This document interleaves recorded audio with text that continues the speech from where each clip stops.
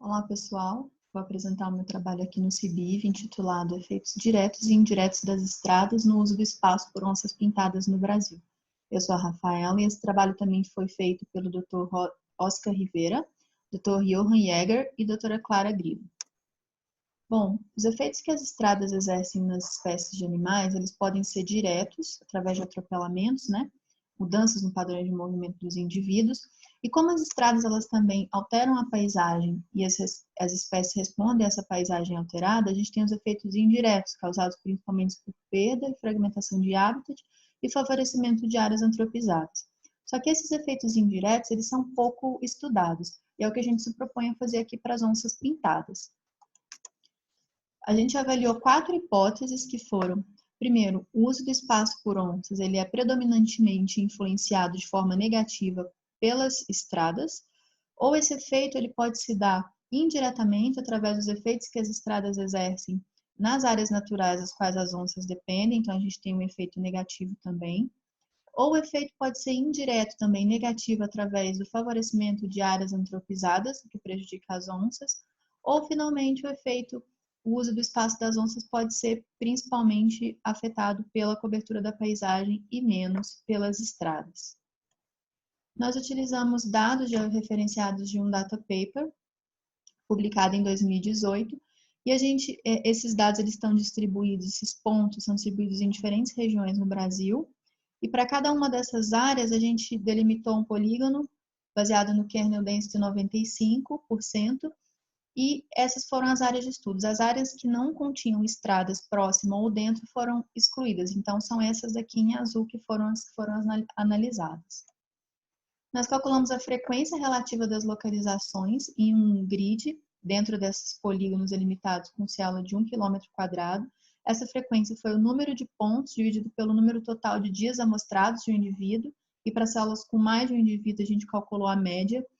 E para cada uma dessas células também a gente calculou distância de estradas pavimentadas e não pavimentadas separadamente, proporção de floresta, de áreas naturais abertas, de agropecuária e distância de áreas urbanas. A modelagem de equações estruturais foi utilizada para avaliar os efeitos diretos e indiretos. É uma abordagem probabilística que permite a gente colocar no modelo tanto variáveis tanto como respostas como preditoras, em um diagrama de caminho, onde cada um desses caminhos ele é representado como uma equação no modelo. E a gente obtém, então, para cada uma dessas setas, um coeficiente de caminho que permite a gente comparar os efeitos.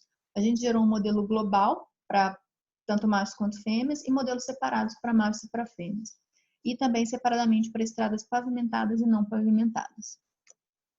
Bom, o modelo global ele mostrou que as estradas, tanto pavimentadas quanto não pavimentadas, elas não têm efeito direto sobre o uso do espaço pelas onças. Mas esse efeito ele ocorre indiretamente quando as estradas pavimentadas reduzem a proporção de floresta que são importantes para a ocorrência das onças, e as estradas favorecem áreas urbanas que, por sua vez, prejudicam o uso do espaço pelas onças. Um padrão parecido para o modelo de estradas não pavimentadas, mas o efeito direto se deu pelas áreas abertas.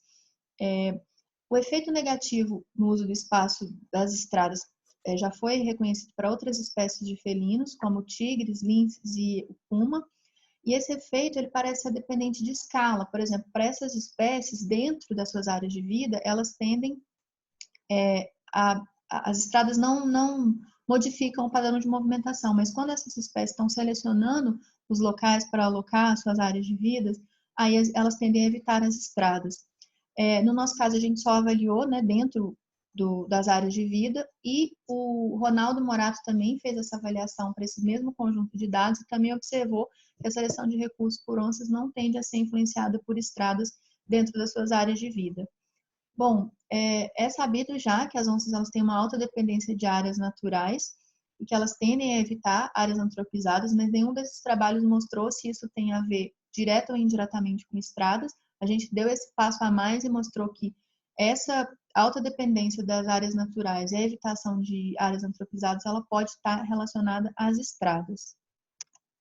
Para fêmeas, a gente observou o mesmo padrão para os modelos globais, com a diferença de que não foi observado esse efeito indireto pelas áreas abertas. E para os machos também o mesmo padrão, com exceção Das áreas urbanas, o modelo de estradas pavimentadas das áreas urbanas não afetaram o uso do espaço por machos e no modelo de estradas não pavimentadas afetou positivamente. O fato dos machos se aventurarem mais a áreas urbanizadas já foi reportado em outros estudos, o que geralmente é explicado pelo fato deles terem área de vida maior, percorrerem maiores distâncias, com o território abrangendo de várias outras fêmeas. E essa plasticidade comportamental, ao mesmo tempo que ela é boa, porque ela permite os indivíduos persistirem em áreas modificadas, ela também tende a aumentar o conflito com humanos, né? Recentemente a gente teve o caso da onça em Juiz de Fora, que começou a utilizar várias áreas urbanas e precisou ser realocada. A gente mostrou que as estradas tendem a favorecer esse tipo de ocorrência. Então, as estradas não afetam diretamente o uso do espaço por onças, fazendo com que o atropelamento seja uma importante ameaça, sendo necessário investimentos em passagens seguras e cercas. As estradas, por outro lado, têm um efeito indireto, né, através da redução da qualidade do hábitat e da quantidade do habitat. Então, esforços precisam ser feitos para controlar e prevenir o desmatamento e crescimento urbano devido às estradas. Então, as estradas devem ser consideradas uma prioridade na conservação da onça pintada no Brasil. É isso, muito obrigada.